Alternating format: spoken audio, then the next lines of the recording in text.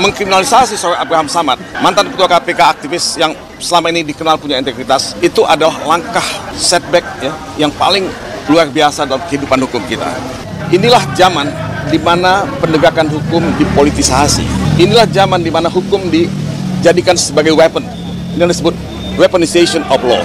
Nah, kalau ini yang dilakukan, negara hukum ini akan hancur dan Indonesia ini akan hancur. Ini adalah sebuah pembungkaman terhadap kebebasan berpendapat, kebebasan pers, dan mempersempit ruang demokrasi.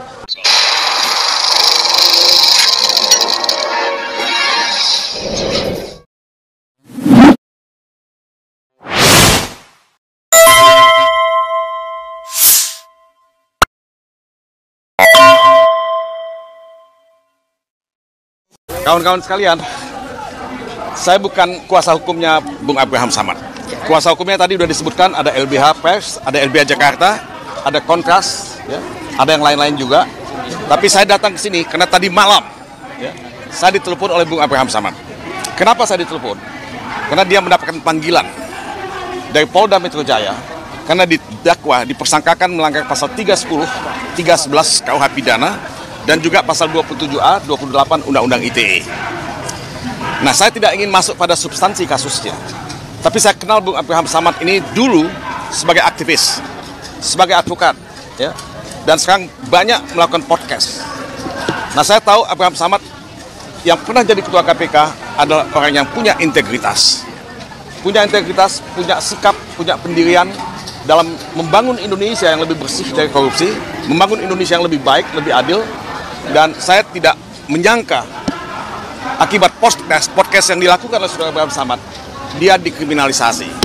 Tidak boleh ada kriminalisasi dalam negara Republik Indonesia ini terhadap wartawan, terhadap mereka yang punya podcast, terhadap siapapun, karena ini membungkam kebebasan berpendapat, membungkam kebebasan pers. Dan ini saudara-saudara dilindungi oleh Undang-Undang Dasar 45. Dilindungi oleh pasal 28 Undang-Undang Dasar 45. Undang-Undang Pokok Pers juga melindungi itu. Jadi tidak ada alasan sama sekali untuk memanggil, memeriksa, dan mengkriminalisasi saudara Abraham Samad.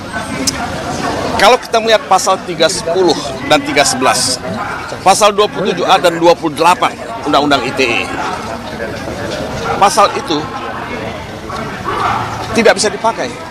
Karena di mana-mana pasal penghinaan atau pencemaran nama baik itu sudah dihapuskan. Hanya di negara yang otoriter atau punya tendensi untuk menjadi negara otoriter, pencemaran nama baik, penghinaan itu dikriminalisasi. Saya tidak mengatakan tidak mungkin ada pencemaran atau penghinaan. Mungkin saja, tapi bukan dikriminalisasi. Gugat saja secara perdata. Di negara lain, gugatan perdata itu dimungkinkan untuk pencemaran nama baik atau penghinaan. Tapi mengkriminalisasi seorang Abraham Samad, mantan ketua KPK aktivis yang selama ini dikenal punya integritas, itu adalah langkah setback ya, yang paling luar biasa dalam kehidupan hukum kita. Saya katakan tadi melanggar atau membungkam kebebasan pers. Anda tahu bahwa untuk setiap dugaan tindak pidana semacam ini mesti ada yang disebut niat jahat atau malicious intent. Kalau tidak ada malicious intent atau niat jahat, tidak mungkin ya ada tindak pidana. Nah, saya kira saudara Abraham Samad melaksanakan tugasnya sebagai warga negara yang baik, mencoba ya, mentransformasikan dan mengkomunikasikan semua informasi untuk mencari kebenaran yang material, yang substansial. Dan itu yang dilakukan. Loh, kenapa dikriminalisasi? Kenapa dipidana? Nah, saya tidak melihat ada malicious intent di situ. Tidak ada niat jahat di situ. Apakah dari wajah saudara Abraham Samad kelihatan dia punya niat jahat? Enggak kan? Dia ini orang yang sangat lembut sebetulnya. Jadi, kebebasan menyatakan pendapat, kebebasan berekspresi, itu hak asasi yang mutlak, absolut, ya, dimiliki oleh setiap warga negara. Kami datang ke sini untuk mendukung saudara Abraham Samad, ya, untuk Indonesia yang lebih baik, Indonesia yang berkeadilan dan berhukum. Dan saudara-saudara, inilah zaman di mana penegakan hukum dipolitisasi. Inilah zaman di mana hukum dijadikan sebagai weapon. Ini yang disebut weaponization of law, ya.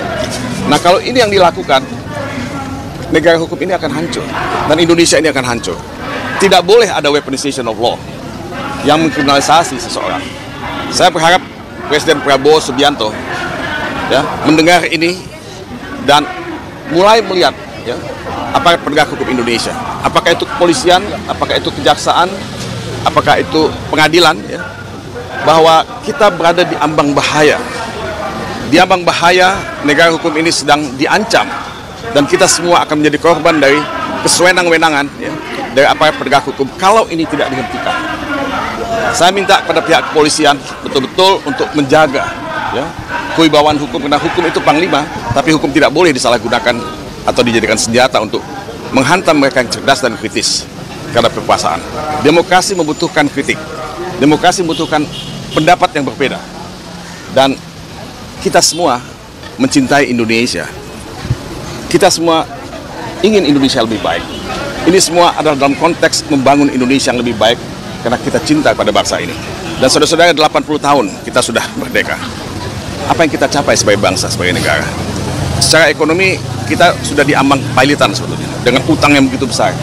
Secara hukum kita juga semakin jatuh ke titik yang paling nadir di Indonesia ini. Nah, apakah kita masih punya harapan? Saya tidak mengatakan untuk pesimis, tidak. Tapi kita berada di ambang kehancuran kalau kita tidak sama-sama ya, mengembalikan wibawa hukum itu untuk menjadi panglima dalam kehidupan kita berbangsa dan bernegara. Ya, mungkin ini yang saya ingin sampaikan. Ya, yang lain mungkin bisa menyampaikan yang lain ya. Sekali lagi terima kasih. Ini ya, bahwa pemerintahan Prabowo itu sekarang diwarisi oleh sebuah nilai, apakah itu nilai ideologi, nilai politik, ekonomi, sosial, budaya, even pertahanan keamanan yang rusak. Prabowo diwariskan oleh pemerintahan seperti itu. Apa yang kita lakukan hari ini adalah bagian dari upaya untuk memperbaiki itu. Kerusakan ideologi, politik, sosial, budaya, ekonomi, hukum terlebih. Kita hadir di hari ini adalah untuk memperbaiki itu, membantu pemerintahan sekarang untuk meluruskan jalan-jalan yang bengkok selama lebih 10 tahun. Dilaksanakan dengan tidak adil, tidak benar, tidak jujur.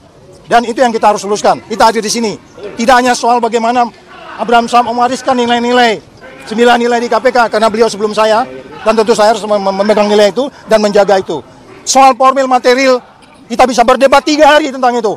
Apakah formil material kasus ini benar atau tidak. Oleh sebab itu, kita hadir di sini untuk kembali membantu pemerintah yang sedang berjalan sekarang, menegakkan ketidakbenaran dalam ideologi, politik, sosial, budaya, ekonomi, pertahanan, terlebih di bidang hukum.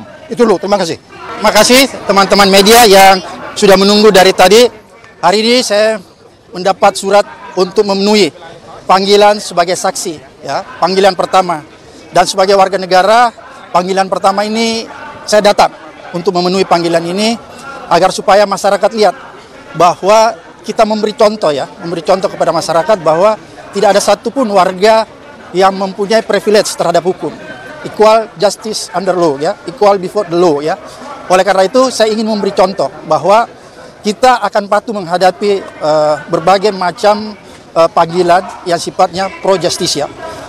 Itu yang pertama. Kemudian yang kedua, yang ingin saya tegaskan bahwa ini bukan tentang saya, ya, karena pemanggilan terhadap saya adalah serangkaian, ya, serangkaian dengan apa yang saya lakukan selama ini, yaitu memberitakan, ya, lewat podcast saya memberitakan dan menjadi forum diskusi untuk memberikan edukasi, pencerahan, dan kritikan yang bersifat konstruktif agar supaya masyarakat paham tentang hak-hak dan kewajibannya. Itu yang saya lakukan. Oleh karena itu, kalau apa yang selama ini saya lakukan lewat podcast dianggap sesuatu yang punya nilai pidana sehingga saya dipanggil, maka ini adalah salah satu bentuk kriminalisasi terhadap pembungkaman kebebasan berpendapat dan kebebasan berekspresi. Dan yang paling berbahaya lagi, bahwa pemanggilan saya ini adalah sebuah tujuan, proses ingin mempersempit adanya ruang demokrasi. Ini mengancam demokrasi kita. Oleh karena itu, menurut saya, peristiwa ini bukan tentang saya, tapi tentang nasib dan masa depan demokrasi, terlebih lagi masa depan kebebasan berpendapat dan berekspresi. Kira-kira seperti itu. Oke, Bapak juga menuding ijazah palsu atau seperti apa, Pak? Dari podcast itu, Pak? Jadi podcast saya silakan Anda lihat, ya, silakan Anda lihat, nonton semuanya. Semua isinya adalah sifatnya edukasi, diskusi yang memberikan orang pencerahan, memberikan jalan petunjuk kepada masyarakat tentang hak dan kewajiban mereka yang harus dilindungi oleh hukum. Itu isi podcast saya. Podcast saya bukanlah berisi podcast yang berisi konten-konten yang tidak berpendidikan atau konten-konten yang sifatnya entertain. Pertama, seperti tadi yang saya sudah jelaskan ya, alasan saya bahwa ini adalah sebuah pembungkaman terhadap kebebasan berpendapat, kebebasan pers, dan mempersempit ruang demokrasi. Oleh karena itu, kalau misalnya saja aparat hukum ini membabi buta menangani kasus pidana ini, maka saya pasti akan melawannya sampai kapanpun juga. Karena menurut saya ini bukan tentang saya, tapi tentang nasib seluruh rakyat Indonesia yang mendambakan kebebasan berpendapat dan ekspresi yang dijamin oleh konstitusi kita, agar supaya ruang-ruang demokrasi kita tidak semakin sempit. Kira-kira itu. Saya Muhammad Busro Muqaddas, akademisi dan aktivis hak asasi manusia. Demi untuk tegaknya wibawa negara hukum, demokrasi, dan menjaga martabat Polri, seharusnya upaya kriminalisasi terhadap Abraham Samad segera dihentikan. Hukum harus ditegakkan secara objektif dan profesional. Oleh sebab itu, saya menolak jika Abraham Samad dikriminalisasi. Saya Ikrar Nusa Bakti, mantan peneliti LIPI dan juga Duta Besar RI di Tunisia, menolak kriminalisasi mantan Ketua KPK Abraham Samad. Saya Sulistiowati Irianto, akademisi, menolak kriminalisasi terhadap Abraham Samad. Ingat, tolak kriminalisasi Abraham Samad. Ini bukan zamannya lagi. Saya Novel Baswedan menolak kriminalisasi terhadap Pak Abraham Samad. Saya Oki Madasari, saya percaya pada integritas Abraham Samad. Saya menolak dan melawan kriminalisasi pada Abraham Samad. Saya Ferry Amsari, menolak segala upaya yang berupaya mengkriminalisasi Abraham Samad. Lawan. Saya Muhammad Said Didu cukup sedih mendengarkan pemanggilan Abraham Samad oleh polisi dalam rangka pemeriksaan terkait dengan kasus ijazah palsu Joko Widodo. Saya berharap dan saya minta jangan sampai ada kriminalisasi pada siapapun terhadap keinginan masyarakat untuk mengetahui kebenaran ijazah asli Joko Widodo. Saya Bivitri Susanti. Dalam sebuah negara hukum tidak boleh ada seorang pun yang dikriminalisasi hanya karena dia sedang berupaya mengungkapkan kebenaran, membuka ruang diskusi supaya semua orang bisa mendapatkan informasi yang memadai yang selama ini kalau tidak dengan cara itu mungkin akan ditutupi terus. Jadi saya menolak kriminalisasi terhadap Abraham Samad dan kita semua mesti menyuarakan itu. Ini negara hukum, bukan negara kekuasaan.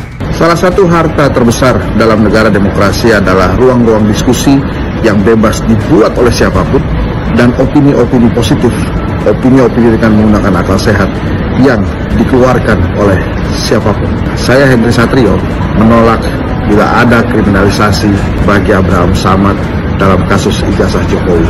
Mari kita jaga demokrasi kita, mari kita jaga ruang-ruang diskusi kita, mari kita tetap beropini sehat demi Indonesia yang lebih jaya, merdeka.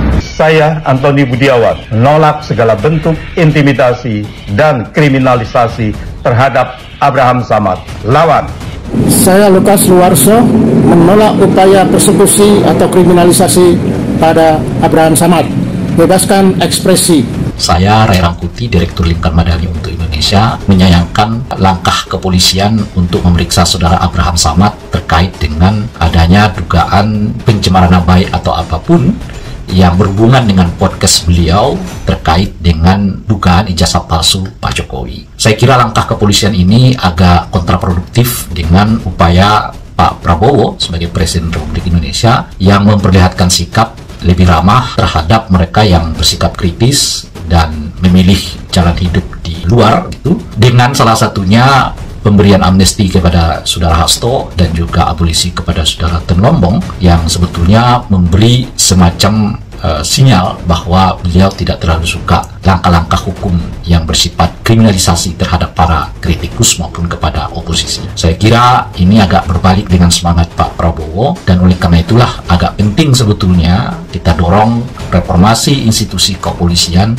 agar bisa mengimbangi ya semangat dan kelihatan ya keinginan Pak Prabowo agar hukum benar-benar ditegakkan kepada para penjahat, bukan ditegakkan kepada mereka yang berbeda pendapat dengan pemerintah. Sahabat saya, rekan satu generasi, Dr. Abraham Samad, diperiksa di Polda Metro Jaya terkait dengan pengaduan terhadap kasus dugaan ijazah palsu mantan Presiden Jokowi. Terus Terus semangat, Bung Abraham Samad.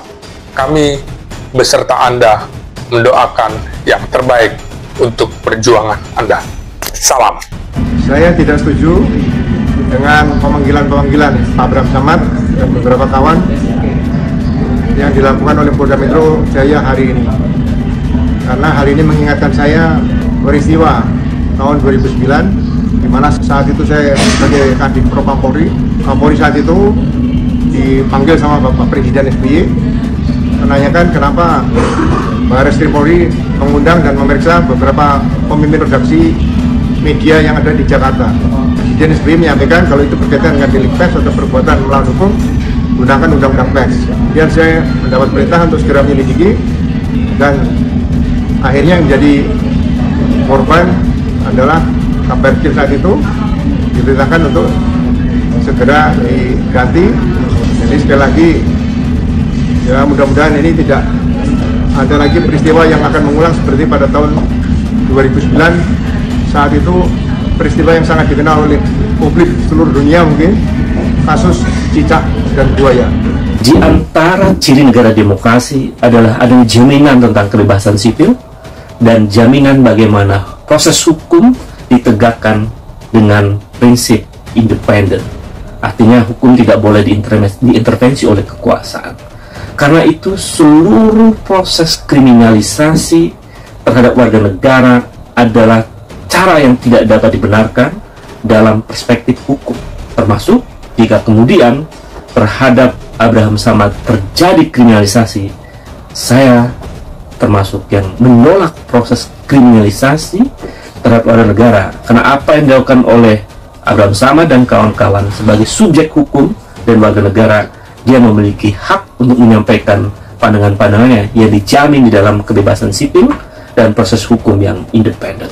Halo, nama saya Rafael. Sebagai mahasiswa FISIP UI, adalah keharusan untuk melawan ketika melihat apa yang terjadi pada mantan Ketua KPK sekaligus aktivis pemberantasan korupsi Abraham Samad. Saya bersama Abraham Samad, lawan.